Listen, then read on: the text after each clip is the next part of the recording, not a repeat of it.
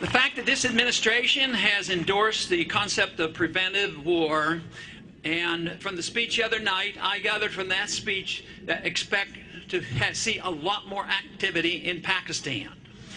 You know, since this administration took over, there's well, maybe in the last 2 years, there's been over 80 drones that went into Pakistan trying to target certain individuals. They're always, you know, they're always terrorists and they're insurgents.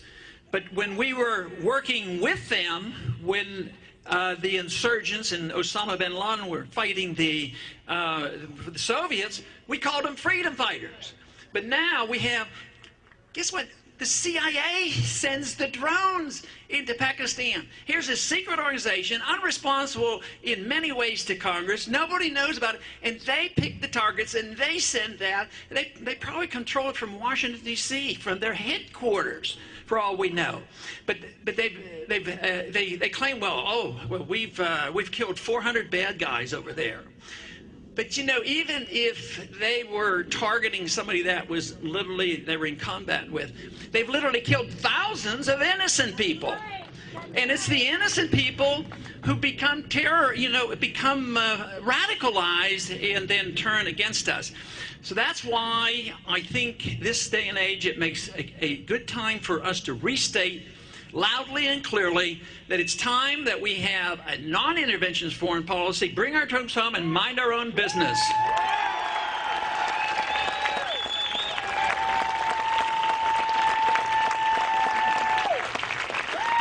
You know, unfortunately, we're winning.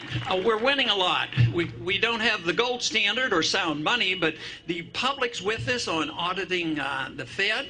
I'm on the Financial Services Committee, I always have been, and I'm on Foreign Affairs Committee, and I've been pushing these ideas for a long time. But today or yesterday, there was a poll that showed the majority of the American people right now are saying we need to quit all this stuff. We need to come home and quit all this warmongering.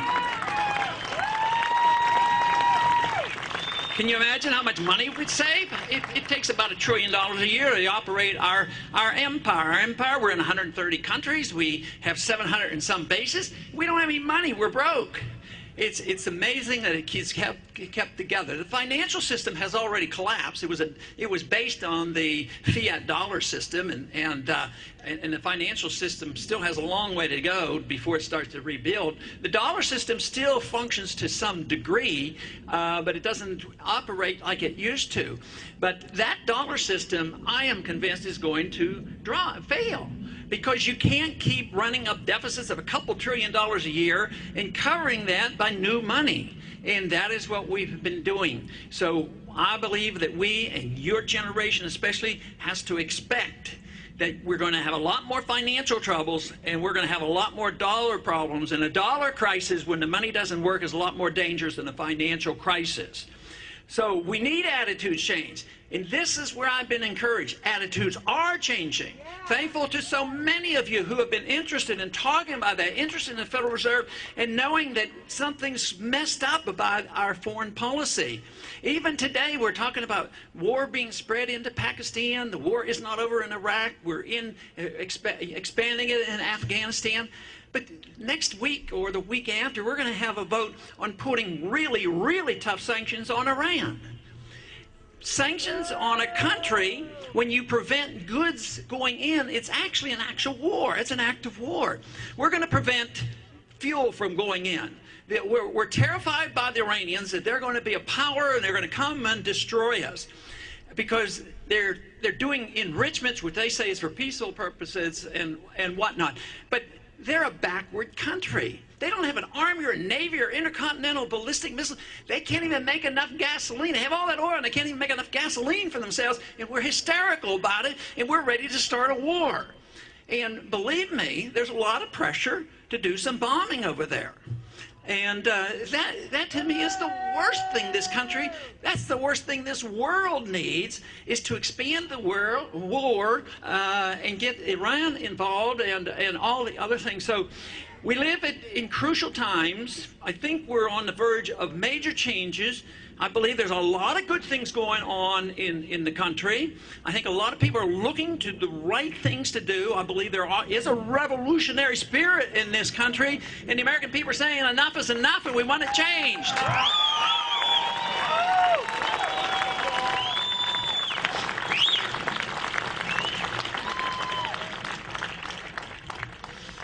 But the big question is how is that going to come about? If it's indeed a revolution, it's not a Republican revolution. We don't all of a sudden, oh, we're going to get the Republicans back in charge again. Not that it wouldn't be the worst idea. The Democrats have been there way too long, you know. But change is good. But that's not a revolution. What a revolution is all about is what Keynes did. Keynes ran a Keynesian revolution. That is an economic interventionist. No sound money, deficit financing, welfare state, all of this nonsense. So we're still fighting Keynes. Nixon, remember what Nixon told us? No, you're not old enough to remember Nixon. But he told us, he says, we're all Keynesians now. And this is what we've been. It's hard to get the good economic messages. Sometimes you might even have to rely on the internet to find the truth about what's going on. Of course, the internet has been our friend, and I hope that we never succumb to the temptation or the authoritarian approach of government, because there would be nothing more than to control the internet. But the internet, we have to do everything conceivable to keep that as open as possible. Of course, in Washington, the excuse is, oh, some bad stuff might be on there. You know, they might have a bad picture or something. And when you think about it, you know, bad ideas are probably more dangerous than some bad pictures. And then that, well, you know what it means. That we just don't, we need the communications that's been available to us now for these several years. And it was dramatic during the presidential campaign. But a true revolution is a revolution of ideas. And the ideas of liberty are alive and well in this country. Things are not as bad as they had been with the Soviet system.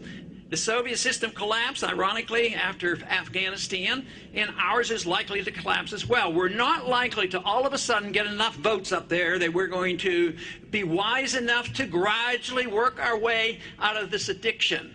And therefore, we have to be prepared that when the system quits functioning, which we're coming awfully close to that, then we have to have the ideas out there. Yesterday, they had a vote in the Senate. And the vote was whether or not we're going to pay for all this new health care that the government's going to give you and everybody else. Everybody's going to have, you know, free health care. And it's not going to cost anything. But guess what the vote was on about? It was to take $400 billion and cut it out of Medicare. I mean, that makes a lot of sense, you know. Of course, my belief is rather fundamental. If it's done in the Constitution, we don't do it. So I don't think we should be in education or in medicine.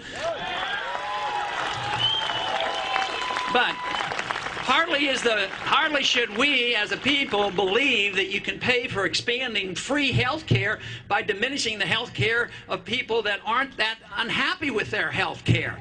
So it really makes no sense. But the reason why I think we're getting a lot of attention, our views are getting the attention, is the obvious failure of the system that we have today, whether it's economic or foreign policy. They're shifting our ways, and it's a tremendous opportunity for us to present the case. Our obligation is to ourselves, to our neighbors and our friends, and to be active, to be politically active or academically active, but it's mostly spreading a message. The message is the understanding and the value of individual liberty, freedom, and sound money.